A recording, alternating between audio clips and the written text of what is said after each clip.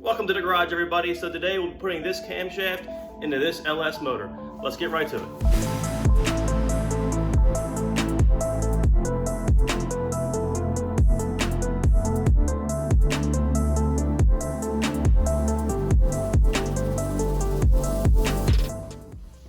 So before we begin, if you're new to the channel, this is my 5.3 liter iron block LS motor. Now if you look at the difference here, what I've done was mated this to a transaxle from a Porsche, which is connected by this adapter plate. Additionally, to make this work in the vehicle I'm putting it in, I had to invert or flip the intake manifold, and turbo forward headers now flipped and going in the proper direction out the back of the car. Now on the front of the motor, I had to make a custom water intake manifold driven by a remote electric water pump to save space on the front. Additionally, for belt drive, all I'm running is an alternator, which I have custom mounted under the block to give me the most clearance.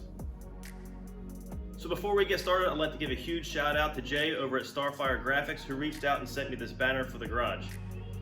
Starfire Graphics makes full color banners, full color magnetic signs, and custom signs and decals for your window glass.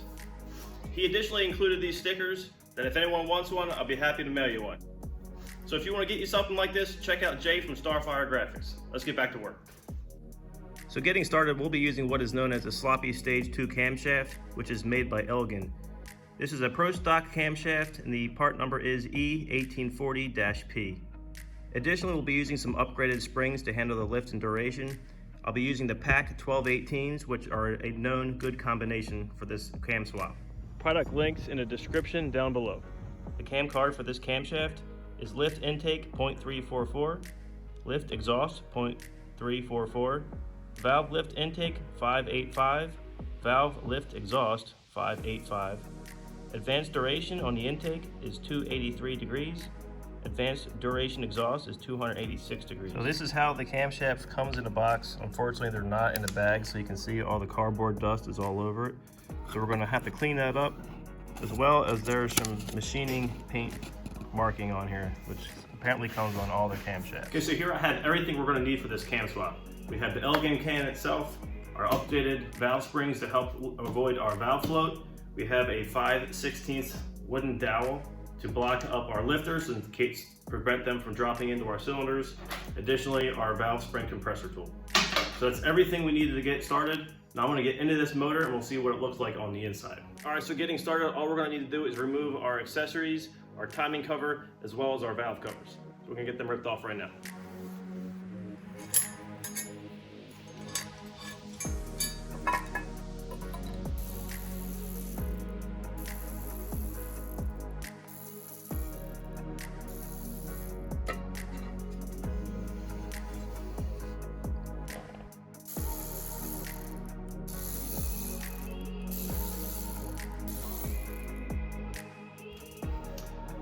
Okay, so I unfortunately pretty much got what I expected. Now the inside of this thing does not look good, does not look like it's really been taken care of at all. And it pretty much matched what the inside of the oil pan I replaced recently looked. So I got what I was expected. And additionally, inside here is just as ugly looking. However, the timing chain and actual cam gear itself appears to be in good condition. Now we can remove our rocker arm assemblies after first making sure that none of our rocker arms are pushing down pressure on any of the valve springs.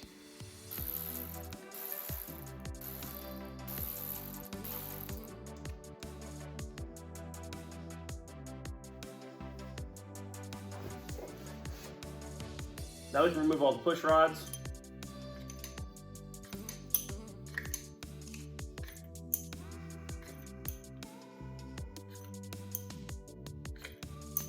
Okay, so I've confirmed that cylinder number 1 is at top dead center, which means our valves will not fall into the cylinder. And we're going to start compressing our springs. We're using our cheap valve spring compressor tool.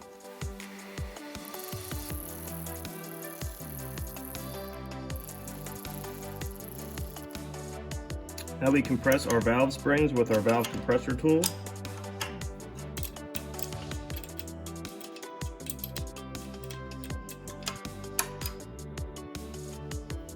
Now we can remove our retainers.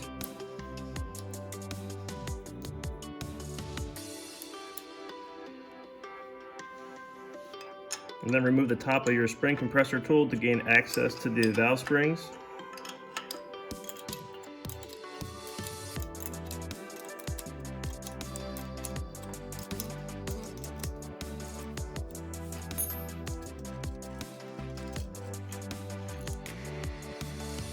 Now you can remove your springs and spring hats. Now we can put in our new springs, followed by the hats.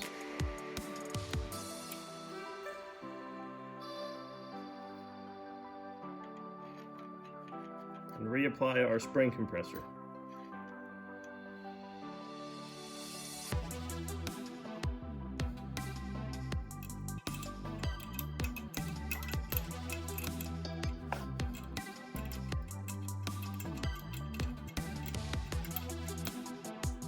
Now some assembly lube on the top of the valves.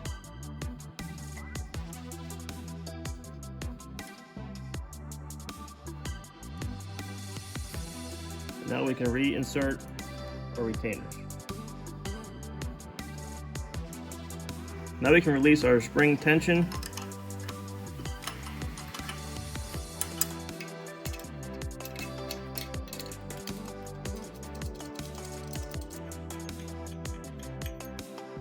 And move on to our next one. Here's a quick side-by-side spring comparison. You can see the OEM spring is on the right and it's only about 4 millimeters shorter than the upgraded version. And now we just repeat the same process on the remaining 7 cylinders.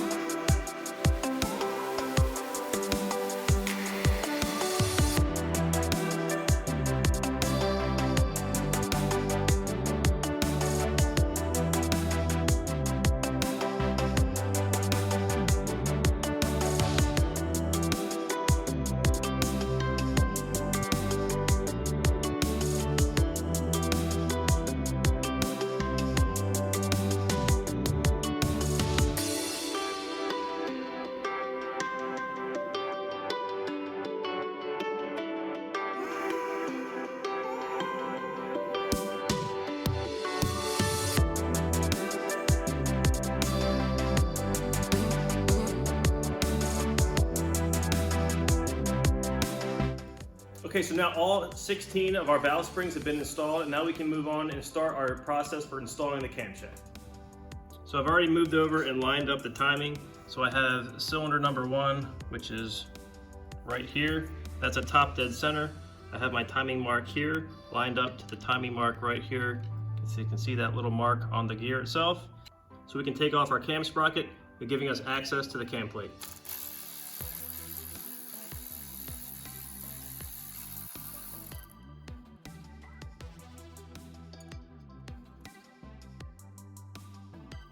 Now we can move the cam retainer plate.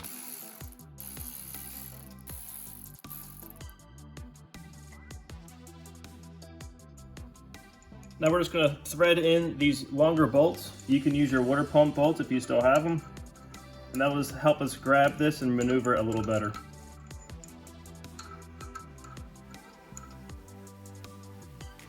So now we're just going to spin the camshaft a few times. We want to knock the lifters up out of the way.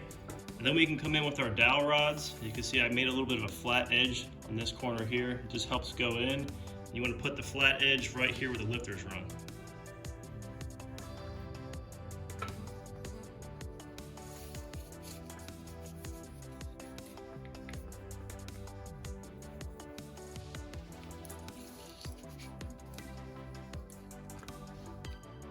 Now we can slowly take out the old camshaft.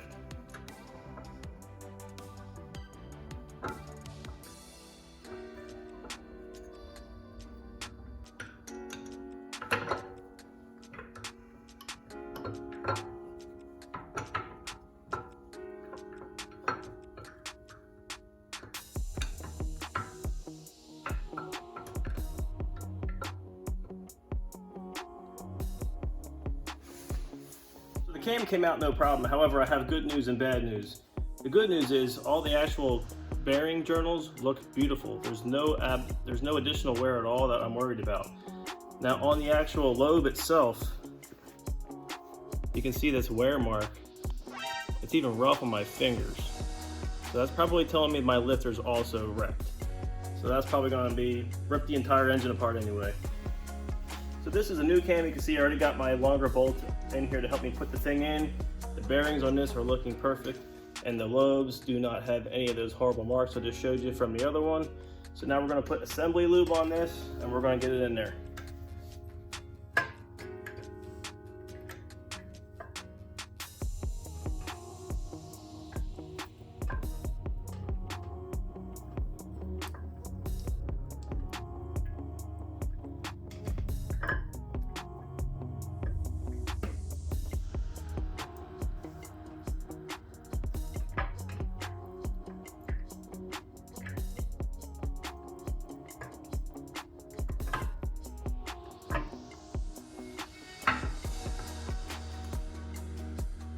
Now we can remove our wooden dowels holding up the lifters. Now we'll reinstall the cam retainer plate and torque to 18 foot-pounds. Now reinstall our cam gear, making sure our timing mark is facing down, matching the crank.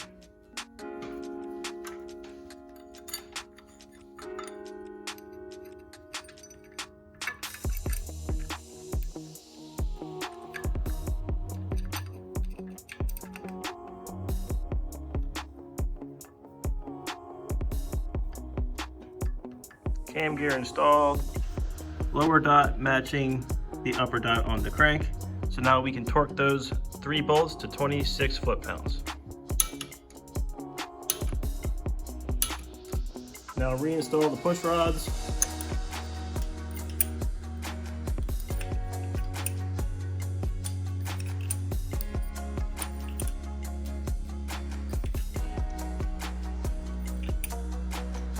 And reinstall the rocker arms as an assembly.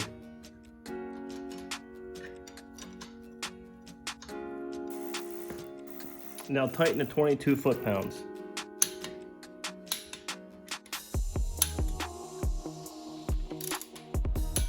Now reinstall the rocker covers.